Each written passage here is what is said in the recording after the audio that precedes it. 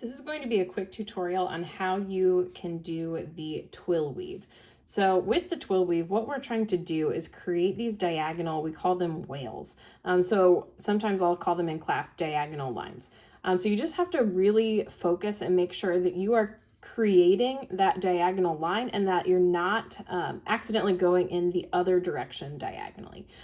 So I always look, and I kind of call them a staircase. So especially from the very beginning, like you can see that you're overlapping one of those two threads every single time.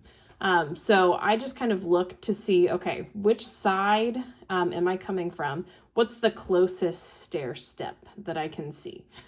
So I am going to take a look at the stair step, and you can see I've overlapped. So now I need to use this warp thread and this warp thread. That has to be my over, which means that these two have to be my under, over, these have to be under. The tricky part is you can't go immediately under if you ended under. Okay, so I'm going to have to go over one, then under one, then I will have to continue over two, under two, over two, under two, all the way until I get to the very end of the loom.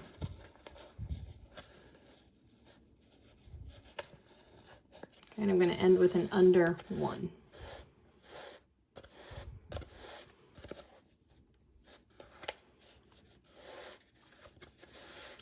So my hope is that when I get this pulled kind of tight, but not too tight because I don't want to pull in the edges of my weaving, that my diagonal lines will continue just like I want them to. Okay, so we're going to do the same thing on this side. Looks like I'm going to need to go over these two to finish the last part of this diagonal line, but don't worry, other ones are going to come into play soon. Okay, so I'm going to go over two, under two, over two, under two, all the way until I get to the very end.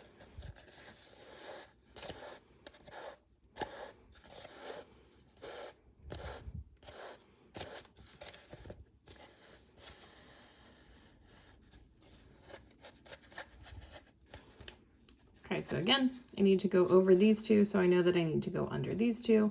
So I'm going to have to go over these two, but I can't go over immediately or it's going to not hook in here.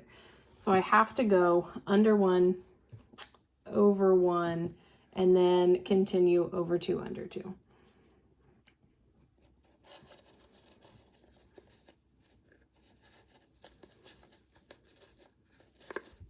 Once you get the hang of this one, it is not too bad, but it is kind of difficult to make sure that you know that you are doing the correct thing. You just have to focus really hard on this one.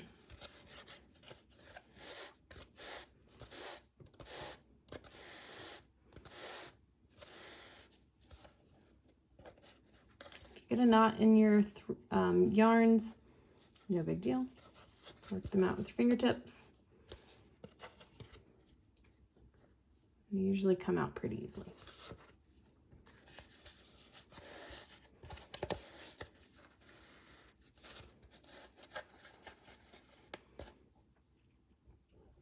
Okay, so I'll do one more line just to make sure that you know what you're doing. But the biggest thing is just making sure that you are continuing that diagonal line.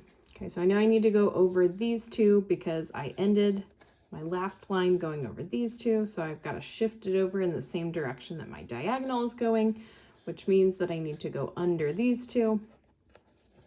So I'm going to go under two, over two, under two, over two, under two, over two, under two, over two, under one.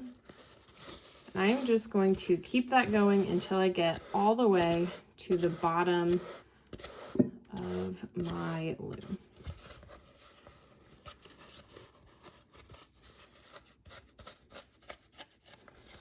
So it should look something kind of like this when you get done.